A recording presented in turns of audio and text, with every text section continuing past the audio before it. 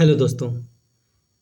तो आज के वीडियो की शुरुआत हम एक मैप से करेंगे और इस मैप में देखेंगे कि अलाउद्दीन खिलजी द्वारा किया गया दक्षिण भारतीय अभियान,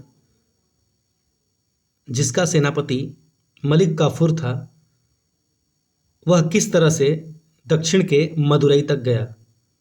बहुत बार एग्ज़ाम में इससे भी प्रश्न पूछे जाते हैं।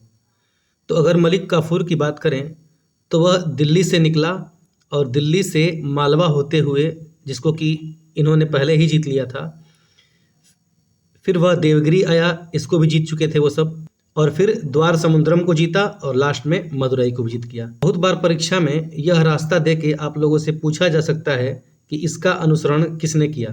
तो किसने किया? अलाउद्दीन खिलजी के दक्षिण भारतीय अभियान के सेनापति मलिक काफूर ने। चलिए शुरू करते हैं आज का सेशन। हेलो दोस्तों, तो चलिए स्टार्ट करते हैं आज का सेशन। इससे पहले हम लोगों ने अलाउद्दीन खिलजी के उत्तर भारतीय अभियान तथा दक्षिण भारतीय अभियानों को देख चुके हैं। इस वीडियो में हम लोग अलाउद्दीन खिलजी द्वारा किए गए आर्थिक और प्रशासनिक सुधारों के बारे में जानेंगे। साथ ही साथ अलाउद्दीन के बाजार नियंत्रण प्रणाली के बारे में भी इस वीडियो में हम लोग जानेंगे। उसके बाद हम देखेंगे कि अलाउद्दीन की मृत्यु के बाद उसके उत्तराधिकारियों ने किस प्रकार शासन किया, और इस प्रकार हम आज खिलजी वंश को समाप्त करेंगे। तो चलिए शुरू करते हैं। सबसे पहले हम जानेंगे अलाउद्दीन के आर्थिक सुधारों के बारे में। जैसा कि पता है कि उत्तर भारतीय राज्यों को अलाउद्दीन ने जीता, फिर दक्षिण भारतीय राज्यों पर भी उन्होंने अपना अभियान किया और उसे जीता। उसके बाद उन्होंने अपना पूरा ध्यान अपनी सैनिक व्यवस्था तथा अपने राज्य को मजबूत करने में लगाया। इसका कारण एक और था, क्योंकि तो बड़ी सेना खड़ी करना चाहते थे, जिससे अन्य बाह्य आक्रमणों जैसे मंगोल आक्रमण आदि से अपने राज्य की सुरक्षा कर सकें। अलाउद्दीन ने सबसे पहला सुधार यह किया कि उसने मिल्क, इनाम तथा वक्फ, इसके अंतर्गत जो भूमि दान की गई थी उस भूमि को वापस ले लिया और उसे खालसा भूमि में बदल दिया। वक्फ का मतलब होता है कि धार्मिक कार्य के कारण जो जमीन दी जाती थी इस्लाम धर्म में, उसे वक्फ कहा जाता था। और खालसा भूमि का मतलब होता है राज्य की भूमि। तो अलाउद्दीन ने सबसे पहला काम किया कि इन सारी भूमियों को लेके और उसे खालसा भूमि में परिवर्तित कर लिया, और यहाँ से उसे नियमित रूप से कर मिलने लगे। तो राज्य के कर में इजाफा हुआ। अलाउद्दीन ने दूसरा सबसे महत्वपूर्ण कार्य यह किया, उसने भूमि की माप कराकर वहां के कर या लगान का निर्धारण किया, और इस प्रक्रिया को महासत कहा गया है। सल्तनत काल में भूमि की माप करा के कर लेने वाला अलाउद्दीन पहला शासक बना। अगर टैक्स की बात करें तो अलाउद्दीन कुल उपज का 50% टैक्स लेता था। इसका भी कारण था, और 50% टैक्स लेने का एक सबसे बड़ा कारण था कि उसको अपने सेना रखने के लिए पैसे की आवश्यकता थी। अगर वह ऐसा कार्य नहीं करता तो उसका खजाना जल्दी ही खाली हो जाता, और उस समय काफ़ी ज़्यादा मंगोल आक्रमण हो रहे थे, तो इसके लिए एक स्थायी और बड़ी सेना की आवश्यकता थी। तो इस प्रकार कुछ आर्थिक सुधार अलाउद्दीन खिलजी ने किए। अलाउद्दीन ने अपने राजस्व में इजाफा के लिए कुछ नए कर भी लगाए। उन नए करों को जानने से पहले हम ये जानेंगे कि उस समय सल्तनत काल में कौन कौन से कर लिए जाते थे। सल्तनत काल में जो सबसे पहला कर था वह था जजिया, और जजिया जो था गैर मुस्लिमों से लिया जाता था। इसका मतलब उस समय जितने भी मुस्लिम जाति को छोड़ के अन्य जाति दिल्ली सल्तनत में रहते थे, उन सबसे यह जजिया लिया जाता था। जजिया की बात करें तो भारत में सबसे पहले जजिया मोहम्मद बिन कासिम ने लगाया था, और यह सिंध प्रांत में लगाया था। सबसे पहले ब्राह्मणों पर जजिया कर फिरोज शाह तुगलक ने लगाया था, और जजिया को पूरी तरह से समाप्त करने वाला शासक मोहम्मद शाह था। ये कुछ जजिया से संबंधित पॉइंट थे जिसको मैंने यहाँ पे फिर से बता दिया ताकि आप लोगों के दिमाग में ये बना रहे। कर था वह था जकात। जकात मुस्लिमों से लिया जाता था, और विशेष कर ऐसे मुस्लिमों से लिया जाता था जो यह कर देने में सक्षम हो, अर्थात अमीर मुस्लिमों से लिया जाता था, और यह उनके कुल संपत्ति का 2.5% होता था। जकात लेने का सबसे बड़ा कारण यह था कि इससे मुस्लिम लोगों के बीच समानता बनी रहेगी। अमीरों से धन लेके उसका प्रयोग गरीबों में किया जाता था। तीसरा जो कर था सल्तनत काल का वह था खुम्स। खुम्स जो है युद्ध में लूटे गए धन को कहते हैं। हालांकि अलाउद्दीन खिलजी से पहले जितने भी शासक हुए उन्होंने लूट की धन में 1/5 हिस्सा लिया। इसका मतलब अगर 500 रुपये की लूट हुई है तो सुल्तान को उसमें से 100 रुपये मिलते थे, कि 400 रुपये सैनिकों में बांट दिए जाते थे। लेकिन अलाउद्दीन खिलजी ने इसका उल्टा किया। उसने लूट के धन में अपना हिस्सा 4/5 कर दिया। 1/5 से 4/5 कर दिया। इसका मतलब 500 में से 400 सुल्तान के पास आएंगे और 100 रुपये सैनिकों में बांट दिए जाएंगे। अगर सल्तनत कालीन प्रमुख करों में चौथे कर की बात की जाए तो वह था खराज। खराज जो था वह गैर मुस्लिम किसानों से लिया जाने वाला कर था। एक प्रकार से यह भूमि कर था। तो यही 4 कर उस समय सल्तनत काल में सभी शासकों द्वारा लिए जाते थे।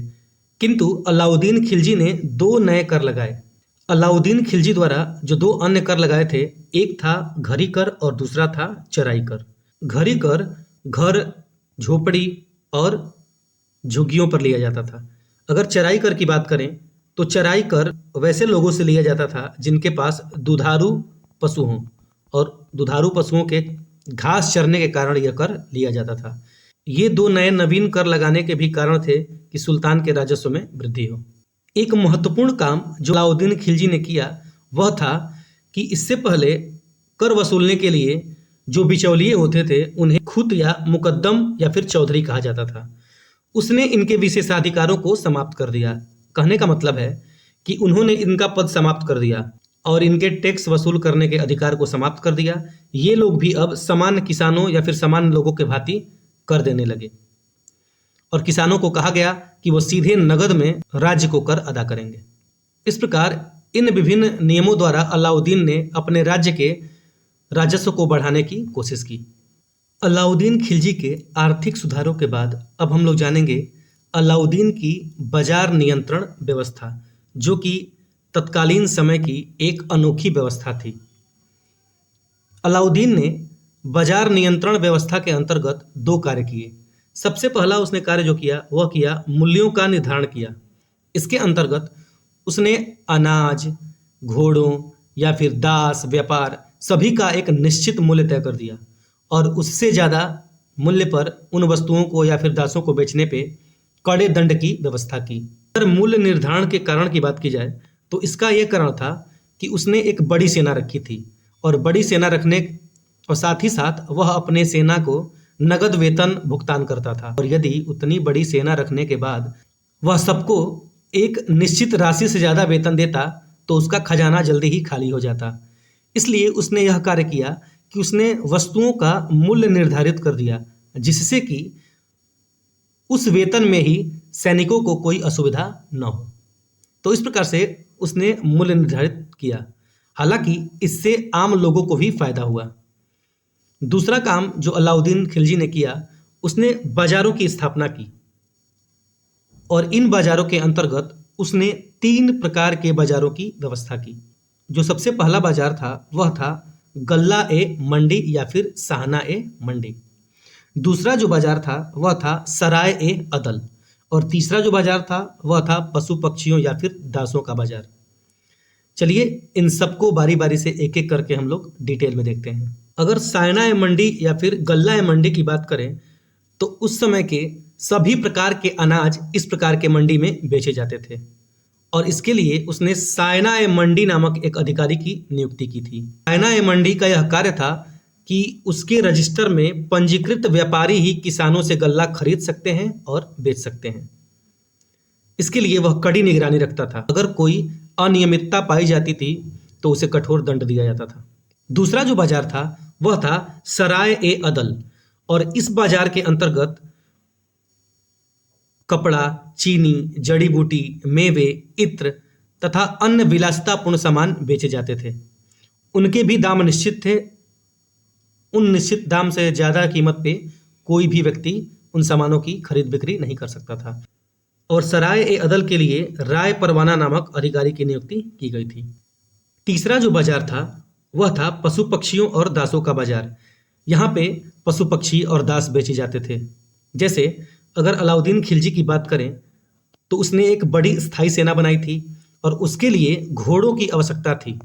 तो अलाउद्दीन खिलजी ने घोड़ों का दाम भी तय कर दिया था ताकि सैनिक अच्छे किस्म के घोड़े खरीद सकें। इस प्रकार से इन सब परिवर्तनों का कारण था एक केंद्रीकृत और स्थायी सेना, एक बड़ी सेना का निर्माण करना ताकि अन्य राज्यों पे अभियान किया जा सके, बाह्य आक्रमण जैसे मंगोल आदि आक्रमणों से अपने राज्य की रक्षा की जा सके। अलाउद्दीन खिलजी को सार्वजनिक वितरण प्रणाली का जनक कहा जाता है। इसको इंग्लिश में हम पीडीएस कहते हैं, जैसे पब्लिक डिस्ट्रीब्यूशन सिस्टम। अगर इसके तत्कालीन उदाहरण की बात की जाए तो प्रधानमंत्री अन्न योजना जो है, जिसके अंतर्गत प्रत्येक व्यक्ति को कुछ निश्चित मात्रा में अनाज दिए जाते हैं, वह उसका एक उदाहरण है। अलाउद्दीन खिलजी ने अनाजों के क्रय विक्रय आदि पर अपना पूर्ण नियंत्रण रखा ताकि उसकी कीमतें एक स्तर से ज़्यादा ना जा सकें। पूछा जाए कि सार्वजनिक वितरण प्रणाली का जनक किसे कहा जाता है, अलाउद्दीन खिलजी को कहा जाता है। अपने सार्वजनिक वितरण प्रणाली को प्रभावी बनाने के लिए अलाउद्दीन खिलजी ने अनाज के भंडारण की व्यवस्था की ताकि आपातकाल में उनका प्रयोग किया जा सके। कहने का मतलब है, अगर किसी वर्ष सूखा पड़ गया तो इसका मतलब ये ना हो कि अनाजों के दाम बढ़ जाएं, इससे अव्यवस्था उत्पन्न हो सकती थी। अगर ऐसा होता था तो सरकार अपने भंडार से अनाज मुहैया कराती थी और कीमतों को स्थायी रखा जाता था।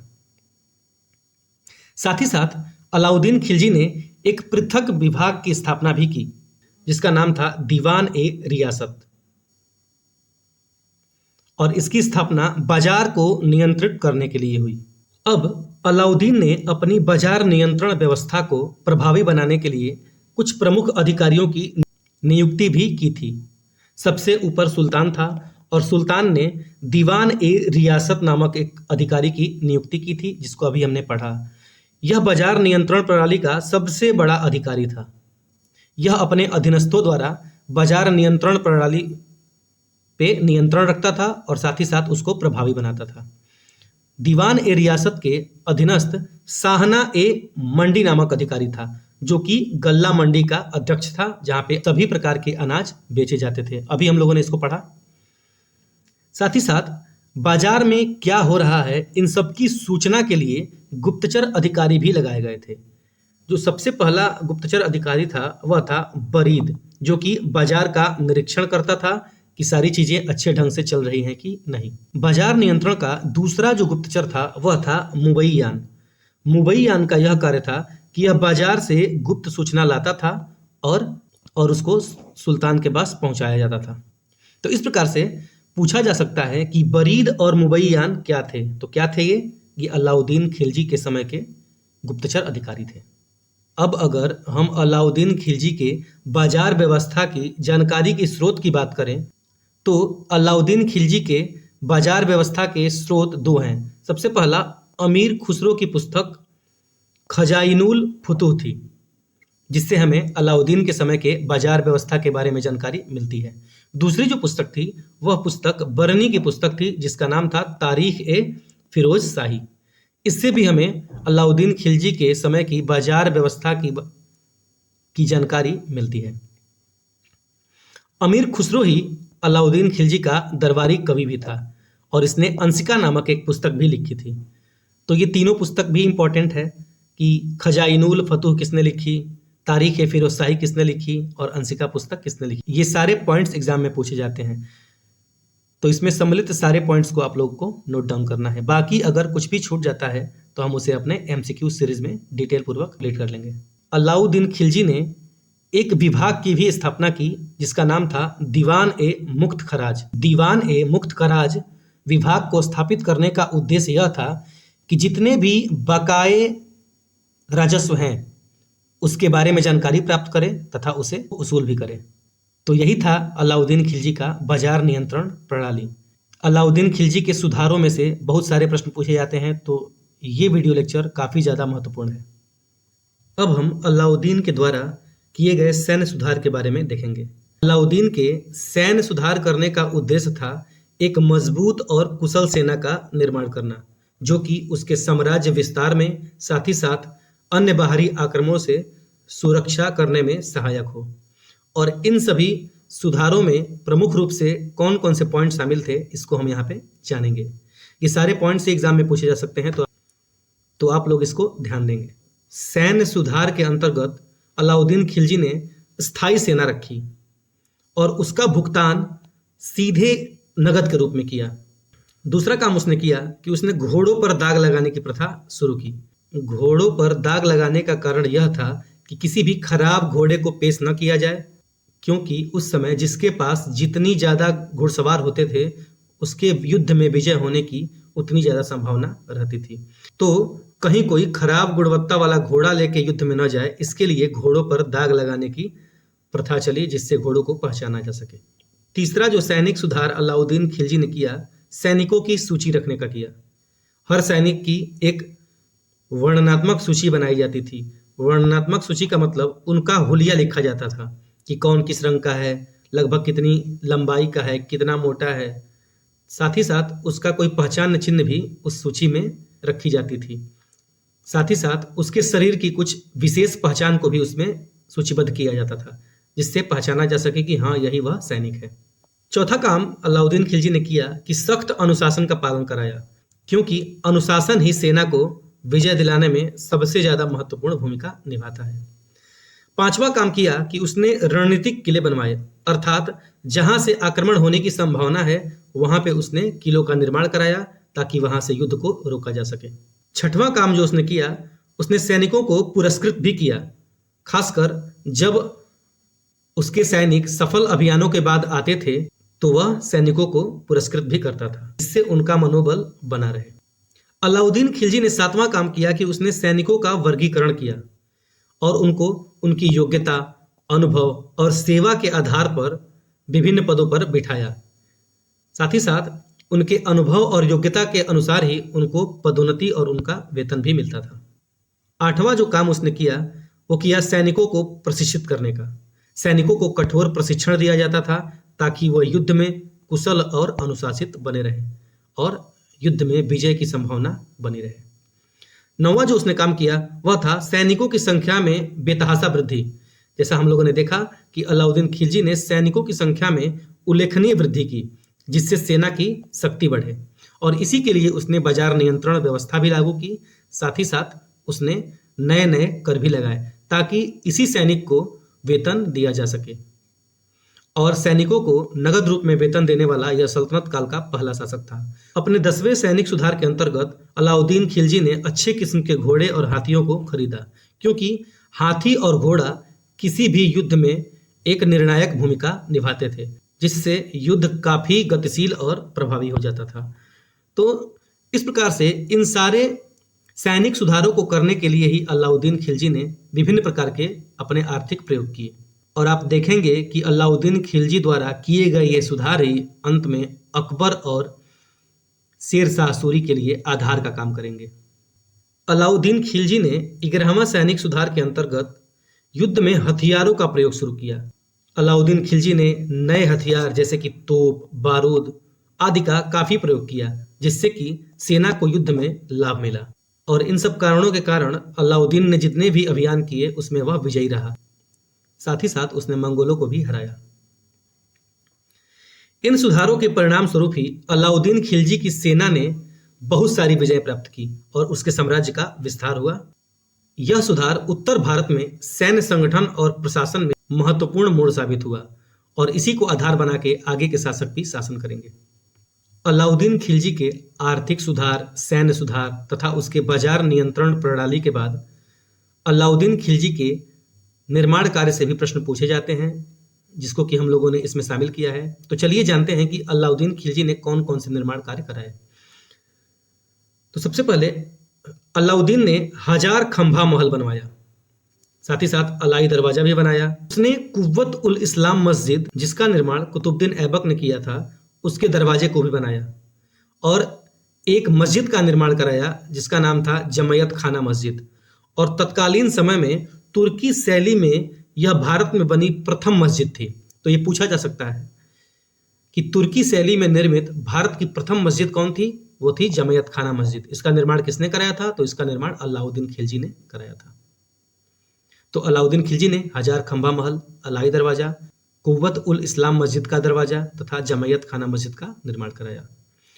अलाउद्दीन के समय सबसे ज्यादा भारत में मंगोल आक्रमण हुए और इन्हीं मंगोल आक्रमणों से सुरक्षा के लिए उसने इतनी बड़ी स्थायी सेना का निर्माण किया था।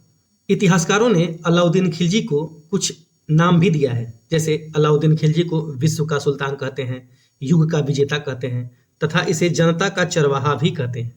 हमने अभी पढ़ा कि अलाउद्दीन खिलजी ने पहले विभिन्न अभियान किए और अपने साम्राज्य की सीमा को बढ़ाया।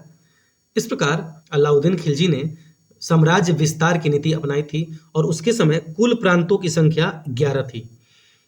अगर सल्तनत काल में सबसे ज्यादा प्रांत की बात करें तो मुहम्मद बिन तुगलक के शासनकाल में सबसे ज्यादा प्रांत या फिर सूबे होंगे और उसके शासनकाल में कुल सूबों की संख्या 23 होगी और सल्तनत काल में साम्राज्य विस्तार की दृष्टि से ये चरमोत्कर्ष होगा। अलाउद्दीन खिलजी ने भी राजत्व का सिद्धांत दिया, मिसप्रिंट है, और धर्म पर राज्य का नियंत्रण स्थापित किया। इसका एक्सप्लेनेशन हम लोगों ने पिछली वीडियो में भी देखा है। कहने का मतलब है कि राज्य धर्म से ऊपर होगा। इस तरह से अलाउद्दीन खिलजी की मृत्यु 1316 में जलोधर नामक एक रोग से हो गई। जलोधर एक प्रकार का पेट का रोग था और इस कारण अलाउद्दीन खिलजी की मृत्यु हो गई। तो चलिए इसके बाद हम जानते हैं कि अलाउद्दीन की मृत्यु के बाद उसके उत्तराधिकारियों ने किस प्रकार शासन किया। प्रमुख सुधारों के बाद अलाउद्दीन खिलजी के उत्तराधिकारियों के बारे में बात करेंगे। अलाउद्दीन खिलजी के बाद उसका बेटा शिहाबुद्दीन उमर सुल्तान बना। हालांकि अलाउद्दीन खिलजी का बड़ा लड़का खिज्र खां था। हमने पढ़ा था कि चित्तौड़ विजय के बाद चित्तौड़ का नया नाम अलाउद्दीन खिलजी के बड़े बेटे के नाम पर ही रखा गया था। ऐसा क्यों हुआ? क्योंकि मलिक काफूर के कहने पर ही अलाउद्दीन ने अपने पुत्र, जिसकी आयु मात्र 5 से 6 वर्ष थी और जिसका नाम शिहाबुद्दीन था, उसको उत्तराधिकारी घोषित किया। मलिक काफूर ने अपने हाथों में सत्ता रखने के लिए यह कार्य किया और आपको पता है कि मलिक काफूर अलाउद्दीन खिलजी का काफी प्रिय सेनापति था।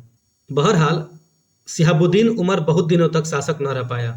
35 दिन के सत्ता उपभोग के बाद ही अलाउद्दीन के पुत्र मुबारक खिलजी ने काफूर की हत्या कर दी और खुद शासक बन गया।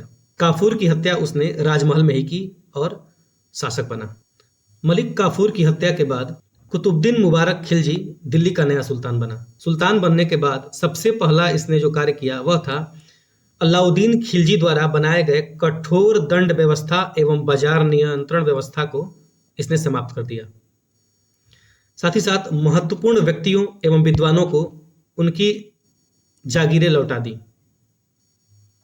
जैसे अलाउद्दीन खिलजी ने इनाम, वक्फ आदि द्वारा जितने लोगों को जमीनें दी गई थी उनको वापस करके उसे खालसा भूमि में परिवर्तित कर लिया था। तो कुतुबुद्दीन मुबारक खिलजी ने क्या किया कि उन सबको वो जमीनें वापस कर दी। कहने का मतलब इसने तुष्टीकरण की नीति अपनाई। कुतुबुद्दीन मुबारक खिलजी बहुत ही विचित्र स्वभाव का शासक था। इसे नग्न स्त्री पुरुषों की संगति पसंद थी। कभी कभी तो वह दरबार में स्त्रियों के कपड़े पहनकर भी आ जाता था। बरनी ने मुबारक खिलजी के बारे में एक कथन कहा है कि कभी मुबारक खिलजी नग्न होकर दरबारियों के बीच दौड़ा भी करता था। मुबारक खिलजी ने खुद को खलीफा घोषित किया। खलीफा कौन होते थे? इस्लाम धर्म के जो सर्वोच्च होते थे वही खलीफा होते थे। इसने खुद को खलीफा घोषित कर दिया। इसके द्वारा एक अभियान किया गया और वह था देवगिरी को फिर से जीता जाना। हालांकि इसको अलाउद्दीन खिलजी ने 2 बार पहले से ही जीत चुका था। मुबारक खिलजी की हत्या करके खुसरो शाह या फिर खुसरो मलिक नया सुल्तान बना और इसने पैगंबर के सेनापति की उपाधि ली। ये सारी उपाधियां परीक्षा में पूछी जाती हैं कि किसने खुद को खलीफा कहा, किसने पैगंबर के सेनापति की उपाधि ली, ये सारी चीजें पूछी जाती हैं। इस प्रकार हमने देखा कि अलाउद्दीन खिलजी के जितने भी उत्तराधिकारी हुए वो सारे अयोग्य थे और इसी का फायदा उठा के 5 सितंबर 1320 ईस्वी को गाजी मलिक नामक व्यक्ति ने खुसरो शाह को युद्ध में हराया और तुगलक वंश की नींव रखी। तो आशा है कि आप लोगों को ये वीडियो लेक्चर काफ़ी पसंद आया होगा। हालांकि यह वीडियो कुछ लंबा है, फिर भी मुझे आशा है कि आप लोगों को बहुत ही रोचक लगेगा और आप लोग इससे बहुत कुछ सीखेंगे। तो मिलते हैं अपने नेक्स्ट वीडियो में, जिसमें हम कोशिश करेंगे कि गुलाम वंश और खिलजी वंश दोनों का MCQ सेशन लाया जाए। उसके बाद हम लोग तुगलक वंश को पढ़ेंगे। Thank you.